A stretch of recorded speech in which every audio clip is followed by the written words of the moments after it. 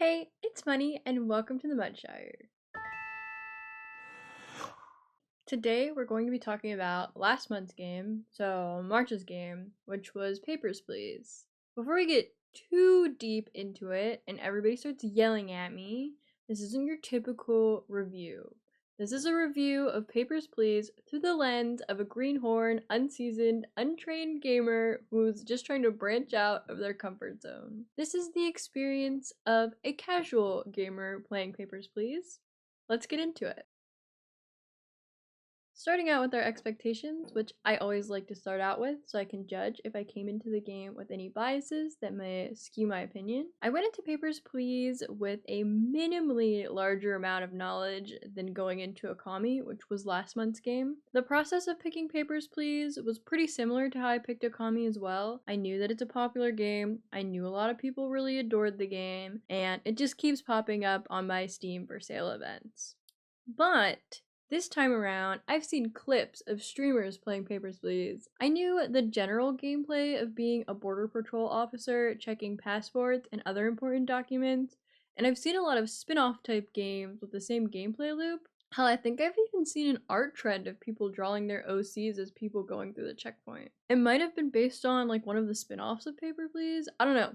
But from what I saw, I thought Papers, Please was going to be a silly, relaxing simulator type game, especially based off of all the clips of streamers doing funny bits. Spoiler, Papers, Please was none of those things. I think that was being dramatic, but you'll understand later. I quickly learned how wrong my expectations were once I started playing Papers, Please. Immediately, you're greeted by a story mode or an endless mode. This initially put my mind at ease and basically set the tone for an easy baby for fun game, at least in my mind. Why would it have an endless mode if not for endless paper managerial enjoyment? I click story, the game starts, and I walk to work. We are introduced to our glorious nation, Arstotzka, a communist, authoritative, and probably fascist country, and we begin our first day as a border patrol slash immigration officer person. Basically, you're the guy who says, yes, you can come in to our country, or no, you cannot. The first day of Papers, Please starts you out pretty easy. Allow all citizens of our glorious country entry and deny all foreigners. Man, that sounds really familiar. Anyway, it's hard to mess up at this stage of the game. Once the day is over, you're introduced to a Bills, I'm naming it that, screen. We meet our wife, son, mother-in-law, and uncle, whom we are caring for in this screen. These are the stakes I had no idea about coming into the game. Suddenly, Papers, Please is very serious to me. I have a family to provide for. Without me, there is no food, no rent money, and no heat. That's okay. This can still be a silly, fun game, I think to myself. Games aren't fun with no stakes, I say, with rose-tinted glasses. Thus was the beginning of my very stressful time. The more days that pass, the more diligent you have to be with your work, as rules are added on or changed each new cycle.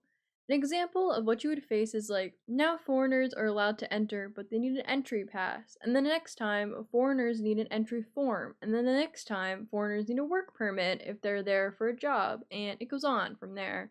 So it is very much Papers, Please, as the number of documents you need to skim through increases. Naturally, this doesn't sound difficult. If you're diligent and take your time, everything should work out for you, or at least that's what I thought, but not so much.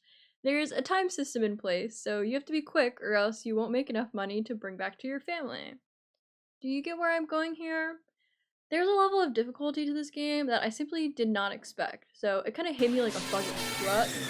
Now, there's some debate about, is this game too hard? Which I know there is, because I accidentally saw people discussing it on Reddit. I'm not going to tell you if the game is too hard, because honestly, it's not. It's the type of game you get better at over time, and it encourages the style of gameplay via multi-ending storylines and the ability to replay days you felt you struggled with. But listen, me personally, I'm really bad at numbers, and I'm bad under pressure, and those things together made this game pretty hard. At least at first, right?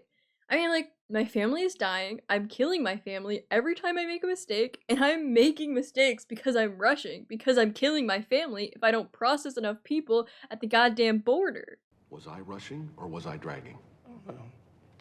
Count again.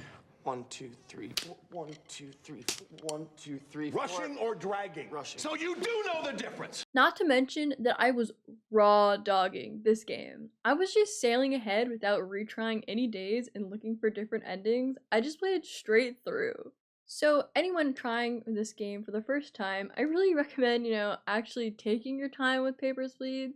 Read through everything carefully, strategize, come up with systems that work for you. Don't just bore rush your way through the game like I tried doing. If you fail and that bothers you, try again. Restart the day, take it slow, until you've got everything down pat. Alternatively, if you pack on a bunch of citations and that doesn't bother you, you're a beast of your own creation. Do whatever you want. You're spirit. You're free, soul. This game is harder than I ever dreamed it would be. Still not saying it's hard, but back in the line of I expected it to be really easy. It's kind of like when I thought Five Nights at Freddy's was an easy baby game, but it turned out to be one of the hardest games I've ever played. But Five Nights at Freddy's is the same type of deal. Don't get offended yet. Let me finish.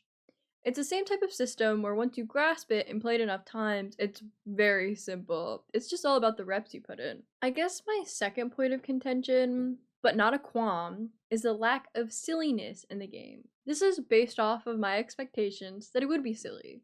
Interestingly enough, it can be silly if you're a funny bit-driven streamer, but playing alone, in the darkness, there's some humor in the shock value of what this game has to offer, but this game is a nuanced political depiction of authoritarianism. Do I want to make a video essay about that? No. I'm sure many already exist. I'm just the messenger of my own thoughts. I'm just here to tell you authoritarianism and fascism does not make for a silly fun time. Unless you're a bit-oriented streamer. It makes sense that I thought this was going to be a silly game because the people still playing and farming clips are fucking hilarious. But that's not me. I'm just sitting here in my room playing it alone. I mean, I sometimes play a little bit of on Twitch, but I don't know what's going on, so I feel like I can't really do bits because I'm just like, oh, what's happening? There are definitely some story beats that can still make you chuckle. I don't want us to come away from this video thinking there's no sillies, because there's definitely like some. There's a man who comes to the checkpoint almost every day with obviously forged and missing documents, and there's one day where he finally gets everything right, suspiciously. And you've got to decide if you want to let him in. I obviously let him in. We were best friends at this point. I saw him all the time. I was proud of him for finally getting the right documents. But that kind of thing, that's in the game. That's funny. Overall, I guess this is really a lesson of not believing everything you see on the internet, which we've all learned like 1,000 times before. But that's why I like to lay out the expectations, okay?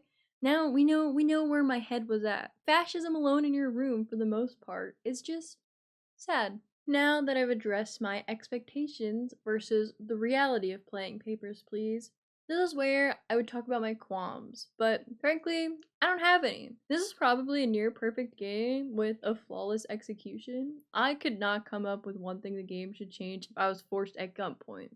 Any issues I had with the game were directly related to my own stress levels. I have not been this stressed playing a game in ages.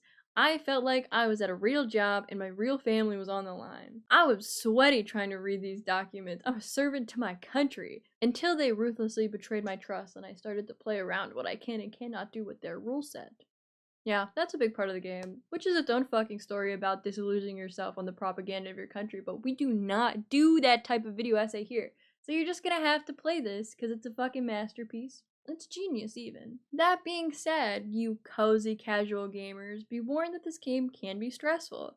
I think that Papers, Please has the right type of gameplay loop that cozy gamers would enjoy, so pick your battles. If you don't get overwhelmed easily and you can deal with a little bit of frustration when starting out your games, I think this is a must play. For me, the unexpected stress levels did prevent me from getting too invested in playing right away. I was limiting myself to pretty short play sessions because I was getting all shaky over my imaginary son, but once I really sat myself down and got serious about playing, I ate this game up. This time around, I feel much more confident of getting out of my shell and trying something new in the gaming space. Papers, Please is a great introduction into smaller indie projects. It encapsulated what the genre can do and offers an original, a unique experience. Would I have ever played this game without forcing myself to? No. Am I happy that I played it? Yes. Did it help brainwash me out of being addicted to League of Legends? No. We're still working on that part. Anyway, thank you for watching this video through to the end. Remember to subscribe if you want to see things like this, and check me out at muddyfe on Twitch if you ever want to see me in action. Next month's game is going to be a new release. We're going to be playing the first Berserker Kazan. Wish me luck, but thanks. I'll see y'all soon.